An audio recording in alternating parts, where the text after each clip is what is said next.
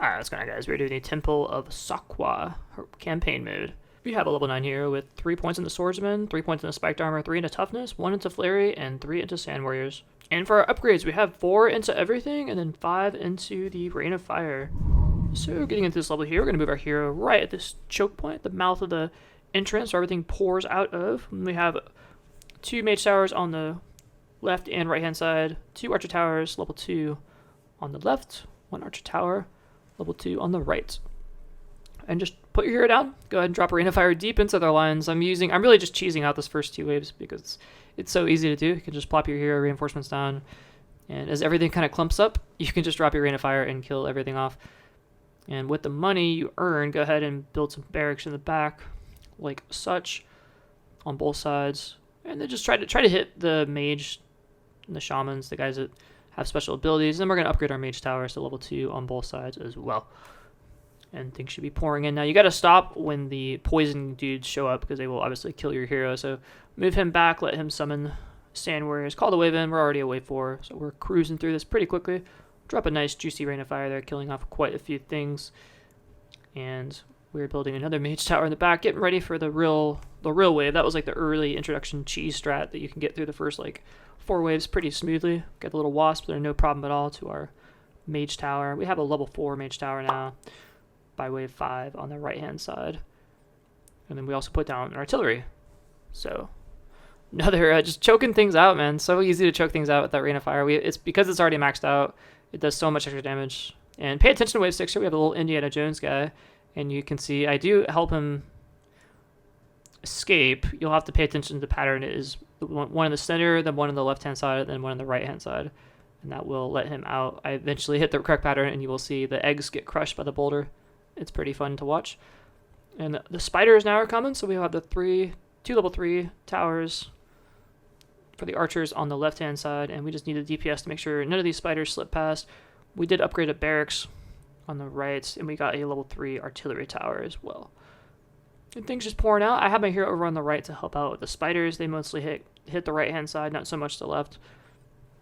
And we start to see the blood tricksters, aka the dudes that summon more dudes. So we're going to upgrade those mage towers. Make sure you keep on top of that DPS. Level 3 mage towers now in the center area. It's going to hit both lanes, so it's very important.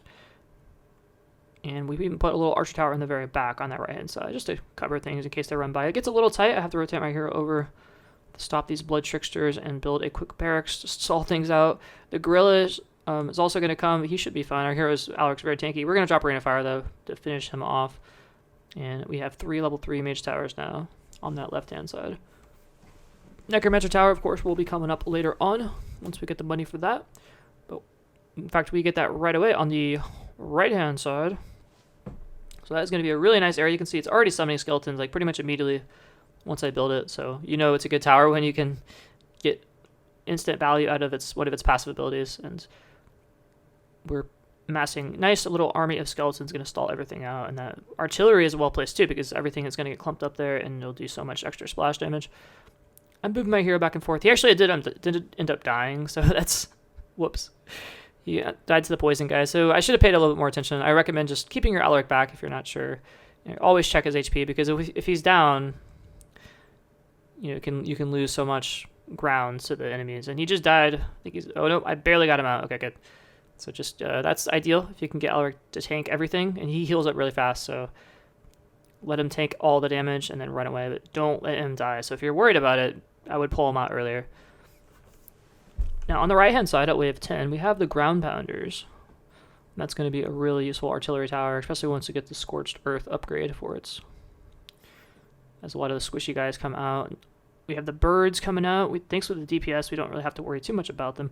We have a level 4 mage tower, wizard towers on both sides, and the necromancer towers now. I've been putting points into those. I definitely recommend getting the Dark Rider out as early as you can once you get those Necromancer towers up because it's going to be such a useful upgrade. Not only does it add another guy to tank, but also makes your skeleton stronger. So just overall a great tower to have. A great ability upgrade and that's going to help some of the DPS that pours out to those skeletons. We're going to drop a Rain of Fire on the right-hand side to deal with some of those spiders. Our hero and the Necromancer tower chilling out on the left. And that ground pounder on the right, man, that does so much damage. I love watching the Scorched Earth just kill everything. And another Witcher Tower now on the left-hand side. It's going to help some of the gorillas and things that come out. We got the combination of shamans now, so they're double buffed. You have the brutes are going to be resistant against magic and against physical damage. So try to break them up as much as you can. Try to drop your reinforcements on top of them. And here you see a double buff and a healer. So it's like the worst combination. One side goes to the Earth Shamans go to the right. The Spirit Shamans go to the left. So pick your poison there. Try to split those things up as best you can. Make sure you have enough DPS. We drop a nice rain of fire over on the left-hand side, just killing off some of those shamans. Sometimes it just gets to be a little bit too much, and you have to try to clump those up as much as you can. And here we get even more tricksters this time being poured in mixed with the shamans. So I tried to drop my reinforcements at the end to separate this tricksters, but things still piled up. We do upgrade the pestilence as well for the necromancer towers just to get even more area of effect damage. And in the very back, I upgraded to a mecha. So we have a mecha dropping its little load there on top of the Death Knight. And then we have the right-hand side with the Death Knight and the Ground Pounder with the Scorched Earth upgrade. So that's how I like to do it. I also got some Templar Knights on the right to get even more stalling power. Hero, I would just rotate him back and forth as you see fit. At the very end here, wave 15, we get the pouring out of gorillas. 1, 2, 3, 4, 5, so 10 total, 5 on each side. Just absolute insanity. We're going to drop a nice rain of fire there, do some damage on the gorillas who got clumped up. Did a ton of damage, and with the money, just keep buying upgrades. I would recommend, maxing out your archers, maxing out your barracks, getting as much stalling as you can. The wasp missiles are also very fun if you want to put money into that. I don't really mess around too much on the drill because that is more of an RNG base, and I feel like it's a lot of money to justify relying on RNG. But I do tornadoes with the mages because I feel like the tornadoes from the mage towers are very useful. And if you can even get a couple to go off, especially on some of the tricksters and gorillas, just gives you so much breathing room, so much extra stalling power. So very useful. And then by this point, of course, you should have the totems upgraded on your totem tower. But you can see the end is near. The pestilence and the area damage seems to be working their magic. Wasp missiles now coming in for some global coverage. And as these gorillas get absolutely destroyed, we are wrapping this game up here. Now, of course, this isn't the end. There's a special surprise at the end, so stay tuned for that. Almost dead. There we go. Splat goes the gorilla. Now, here is the boss fight. Now, this thing, I was really scared when I saw him come out. If you have your towers configured correctly, though, I don't think it's that hard of a fight.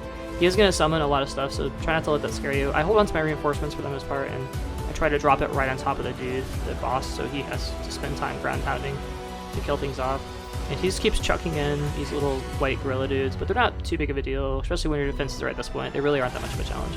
Just let your towers do damage to his health bar because he's going down very quickly. And he could even be hurt when he's on that pole, so it's not a bad idea. Just let him stall it out. And there you go. You are dead. You hopped into those wizard towers and they just absolutely destroyed him. So thank you guys so much for watching, and you have a good one.